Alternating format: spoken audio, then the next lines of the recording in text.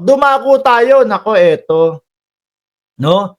Resibo ba kanyo ang usapan? O sige, mag-usap tayo tungkol sa resibuhan. O, Senator Ping Lacson, ang bago Senate Blue Ribbon Committee, mga bossing. Nako, eto. Kung doon, mga kababayan, sa House of Representatives ay hinihingi yung mga listahan ng mga pangalan, kasi ang daming sinabi ni Diskaya doon, yung lalaki. Masalita, no? Ang daming sinabi. Sabi, the more you talk, the more you delikado. Di ba? Sabi niya doon, meron po mga tumatanggap, no? Kasi si Luis Tro, makulit din hutong si Congresswoman Luis Tro, Talagang lahat inaalam, Talagang may series of question po para umabot sa punto na makuha niya yung tamang detalye na isasagot sa kanya doon sa puntong gusto niya makuha. Umabot niya mga kababayan, doon sa sinasabing nung panahon ni Duterte, may nanghihingi, wala. Meron. Kaya masasabi natin, yung mga sinabi ni Diskaya doon sa Senate, selective lang 2022 Selective tapos repetitive, paulit-ulit, parang plaka. Martin Romualdez. 2018 po, ganito, ganyan. Ano po nangyari? Wala daw. May senador po ba? Wala. Ganun. Ngayon, doon sa House, kanina, sabi, bigyan mo kami nung listahan, nung mga pangalan na sinasabi mong mga nanghingi noong panahon ni dating Pangulong Duterte. Nagbigay ng isang pangalan.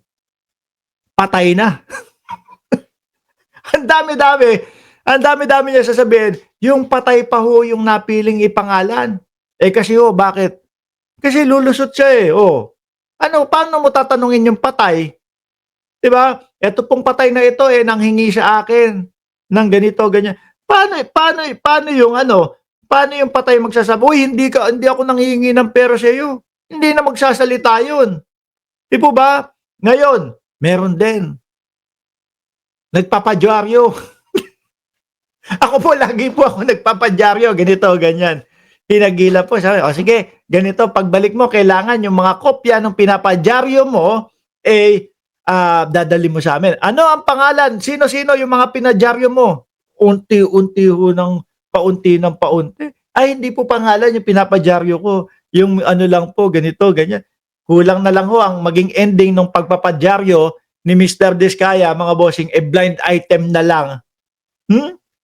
Blind item na lang. Ngayon po, Tuesday, September 9, 2025, balik naman po sa Senado, mga kababayan, at alam natin, ang mangunguna na po dyan ay hindi na po si Marcoleta at si Senator Ping Lacson na po ang mangunguna dyan, mga bossing, resibo.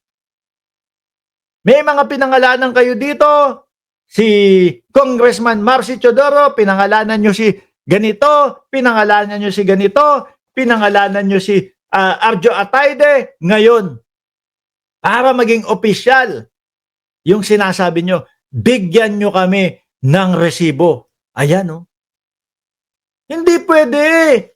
Yung ngaw-ngawan lang dito. Hindi pwede sasabihin mo, idadawit mo yung isang tao tapos ganun lang.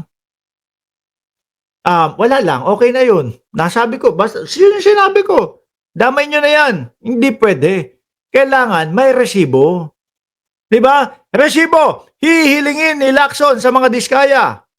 Resibo. Naku mga kababayan. Ang nakikita ko dito, tingin ko lang pwedeng mali. Baka ito na yung mga huling kita natin sa mga Diskaya. Baka mag-alaroke na yan sa mga susunod, mga bossing. Kasi dito sa Senado, resibo. Mukhang wala naman silang maipapakitang resibo dahil ledger nga lang daw yung trip nila. Hindi, sa isang investigador at isang Panfilo Lacson, hindi huubra yung mga ledger para maging resibo. Hindi papatusin ni Senator Ping Lacson yun. Dahil ako ito tissue, ito, kaninang maga pa nandito to. Pwede ko sulatan na to. ng ledger ko, o ganito, ganyan, ganyan, kahit hindi naman totoo. Walang pirma, etc. Di po ba? Sa Kongreso naman, pagbalik nila doon, sa susunod na hearing nila, resibo din ang hahanapin. Listahan nung mga humingi sa kanila nung panahon ng dating Pangulong Duterte. Kasama na yung mga hard copy nung mga pinadyaryo daw nila. Tingin ko mga bossing, syempre yung mga ganyan, kung wala kang ipapakita, ang tanging magagawa mo, baka magtago. Kaso mga kababayan, mukhang nasa immigration lookout na sila. Hindi basta-basta madaling makalabas. Sabagay, pwede naman din, no? May tinatawag na backdoor nga daw Tapos kapag ka nandun na sa ibang bansa, nako, hingi po kami asylum kasi po ginigipit kami ng gobyerno ni Bongbong Marcos. Ganun na, naratibo, Sabi ni DP Syndicate, pang script lang ni Marcoleta yun. Sabi ni Egay Santos, ang sinungaling ay ang mag-asawa na magnanakaw. Ayan, sabi ni Sir Egay, Alice, go away! Harry, rock away! Hahanapin to. Hirit ni bagong Blue Ribbon Chairman Senator Ping Lacson matapos niyang igiit na dapat may resibo bago kasuhan ang mga nasa listahan ng mag-asawang Diskaya. Hindi pwede yung gano'n na, kasuhan natin yan, ganito, ganyan. Yun na yun? Hindi pwede yun, mga bossing. Lalo na sa isang senador na Panfilo Lacson, mga bossing. Tingnan nyo ginawa nila. Si Panfilo, si Senator Ping, meron siyang mga pangalan ng mga senador. Kaya lang, sabi niya, ayoko munang pangalanan, ayoko munang sabihin kasi kinukumpleto namin yung ebidensya. Para kapag presenta sa taong bayan, eto kumpleto ebidensya. Yung sa kanila yung sa mga Diskaya, salita, ganyan. Tapos walang ebidensya, ledger lang daw Yung pagkakasunod-sunod nung mga inabutan niya, sulat nila yun. Ako ba, papayag kayo, si Sambong, kasuhan ko. Kasuhan ko si Sambong. Bakit? Kasi etong si Sambong, alas 5 ng madaling araw, hinihingian ako ng pera. Alas 5 ng madaling araw, pumunta sa bahay ko, ganyan. Hinuhututan ako ng pera. Alas 7 ng hapon, si Delia Rosario naman, kinikikilan din ako. Tapos yun lang, ito yung sinulat ko yung mga oras.